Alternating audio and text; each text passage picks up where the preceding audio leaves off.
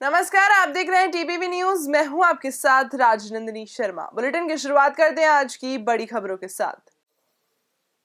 देवरी थाना क्षेत्र के नेगड़िया गांव में बीते दिनों अपहरण के बाद बनास नदी में 2 युवकों का शव तैरता हुआ मिला है, जिसके बाद मामले में कार्रवाई करते हुए पुलिस ने 2 आरोपियों को गिरफ्तार किया। आपको बता दें कि मामले में 2 पक्षों में विवाद और मारपीट के बाद हत्या का बताया जा रहा है। फिलहाल पुलिस दोनों आरोपियों से मामले की पूछताछ कर रही है। सर 12 तारीख को हमारे यहाँ इतला मिली थी कि साहब हमारे आदमी थे, उनको नदी में मारपीट करके 2 आदमियों को भगा के ले गए। इस पर हमने मामला दर्ज करके जांच की गई। जांच में हमने 2 आरोपियों को गिरफ्तार कर लिया। उसके दूसरे दिन एक शव बरामद हुआ नदी में, जिसका हमने पोस्टमार्टम करा के और परिजनों को लाश सुपुर्द की। फिर दूसरे दिन फिर हमने एक शव बरामद किया है। तो घटना में जो 2 अपहरण किए गए व्यक्ति हैं उनको तो हमने डेड बॉडी प्राप्त कर ली है, और जो मुलजिम हैं 2 मौके पे थे उनको हमने गिरफ्तार कर लिया। तीसरे आरोपी के लिए 3 टीम हमने रवाना की गई है। जोधपुर के भदवासिया क्षेत्र में बड़ा हादसा होने से बच गया, जहां 3 बिजली के पोल एक के बाद एक लगातार गिर गए। बहरहाल सुबह जल्दी का समय होने के कारण कोई बड़ा हादसा होने से टल गया, जिसकी सूचना स्थानीय लोगों की ओर से डिस्कॉम को दी गई। स्थानीयों ने बताया कि पोल काफी पुराने थे, उनका रखरखाव नहीं हो रहा था, जिसके चलते पोल अचानक गिर गए। हालांकि उस समय बिजली की आपूर्ति चालू थी, लेकिन किसी के मौके पर नहीं होने के चलते कोई बड़ा हादसा होने से टल गया है। आज बदासिया और ब्रिज के पास पेट्रोल पंप के सामने शिव वाटिका के पास में 3 पोल गिर गए अचानक ही, जिसमें बड़ी जनहानि होने से बच गए। अचानक ही 3 पोल गिरे धड़ाम से, जिसमें काफ़ी कारें भी बच गई और बड़ी जनहानि होने से बच गए। बदासिया और ब्रिज के पास पेट्रोल पंप के सामने की लोकेशन में शिव वाटिका के पास में बड़ा जनहानि हो सकती थी। प्रशासन की लापरवाही और ये पुराने बाबा आजम जमाने के जो खंभे लगे हुए थे, अचानक ही एक साथ 3 पोल आ गिरे। भरतपुर तकनीकी शिक्षा और आयुर्वेद राज्य मंत्री डॉक्टर सुभाष गर्ग ने आरबीएम चिकित्सालय के पुराने भवन को ध्वस्त कर इस स्थान पर करीब 90 करोड़ रुपए की लागत से बनने वाले नवीन भवन स्थान का अवलोकन किया। साथ ही जलभराव की समस्या को देखते हुए नवीन भवन में बेसमेंट नहीं बनाने के लिए निर्देश दिए गए। इस दौरान उन्होंने पुराने भवन में चल रहे दवा वितरण केंद्रों का भी अवलोकन किया। मौके पर राज्य मंत्री के साथ नगर निगम मेयर, जिला कलेक्टर आलोक रंजन, नगर विकास न्यास के सचिव के साथ कई लोग मौजूद रहे। यही कर देगा सब। देखिए, आज जो हमारे इस आरबीएम हॉस्पिटल है उसका जो सेकंड फेज़ का जो करीब 90 करोड़ की लागत से स्वीकृत किया है हमारी सरकार ने, उसका आज मुआयना कर रहे हैं, प्रगति क्या चल रही है। तो अभी देखा गया है कि अभी जो पुरानी बिल्डिंग का डिसमेंटल किया गया है और काम शुरू कुछ इन्होंने किया है। मैंने जो निर्देश दिए हैं, एक तो क्वालिटी का, एक बेसमेंट ना बने इसमें, तो पानी भराव की समस्या रहती है। भरतपुर की यहाँ एक अलग ही स्थिति है, तो बेसमेंट ना बना करके स्टिल पार्किंग के जरिए ऊपर उसको ले जाया जाए।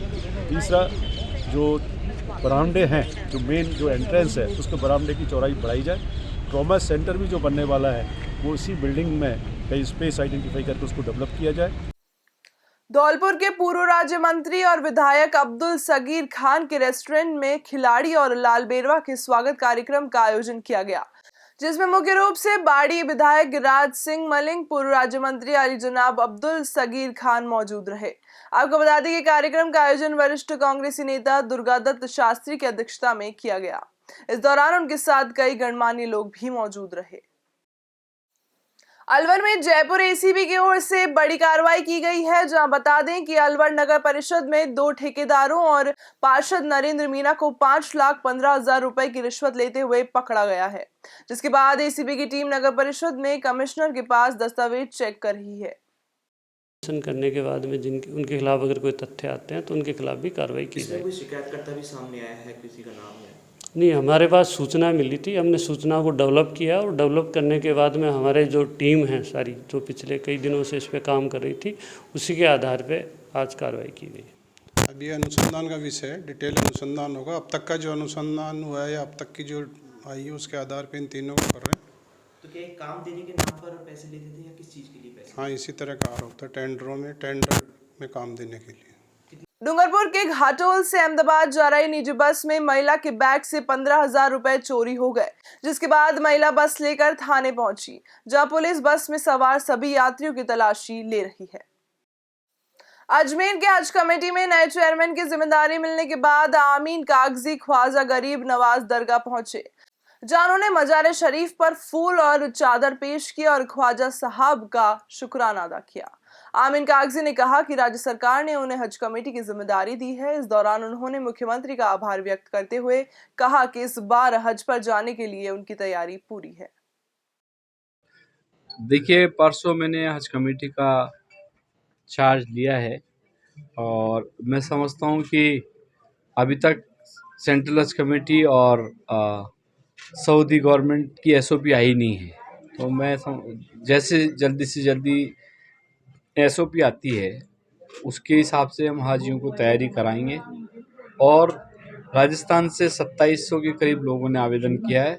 हमारी ये उम्मीद रहेगी कि पूरे के पूरे हाजियों को इस बार हज पे लेके जाएं।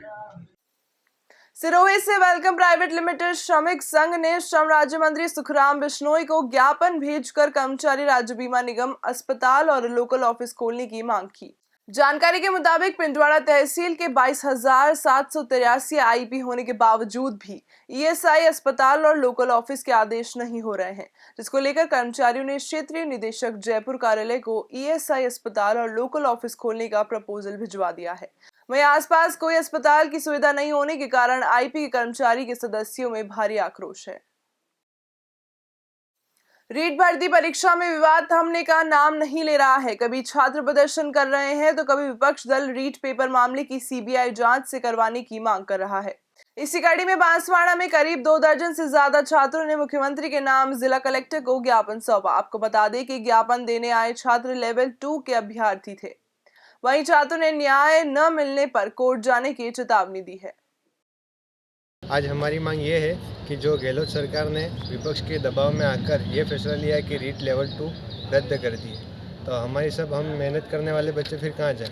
तो हमारी ये मांग है कि रीट लेवल 2 को बहाल करो और जो मेहनत करने वाले बच्चे हैं उनको नियुक्ति दो, क्योंकि 300 की वजह से आप 300 बच्चों ने जो मतलब लिप्त पाए गए नकल प्रक्रिया में और पेपर को लीक जो पेपर आया है, लेकिन बाकी बच्चों का क्या होगा? जो 15,500 बच्चे हैं जिन्होंने मेहनत करके नंबर लाए हैं, उनको भी तो उनका क्या होगा? उनके साथ तो न्याय करो। भीलवाड़ा के कोटड़ी क्षेत्र स्थित कोठारी नदी में हुई घटना को लेकर दरीबा ग्राम के लोग बड़ी संख्या में कलेक्ट्रेट पहुंचे, जहां उन्होंने जिला कलेक्टर को ज्ञापन देकर बजरी दोहन रुकवाने की मांग की है। साथ ही उन्होंने कहा कि अवैध बजरी दोहन अगर नहीं रुकता है तो ग्रामीण कलेक्ट्रेट पर धरना और विरोध प्रदर्शन करने के लिए बाध्य होंगे, जिसकी जिम्मेदारी पूर्ण रूप से प्रशासन की होगी। वहीं ग्रामीणों का कहना है कि कई बार उन्होंने खनन माफियाओं को समझाने की भी कोशिश की है, लेकिन उन्हें धमकाया जा रहा है और बजरी निकालने से रोकने पर गोली मारने और JCB चलाने की धमकी दे रहे हैं। साथ ही ग्रामीणों ने पुलिस पर भी इस मामले में कोताही बरतने का आरोप लगाया है।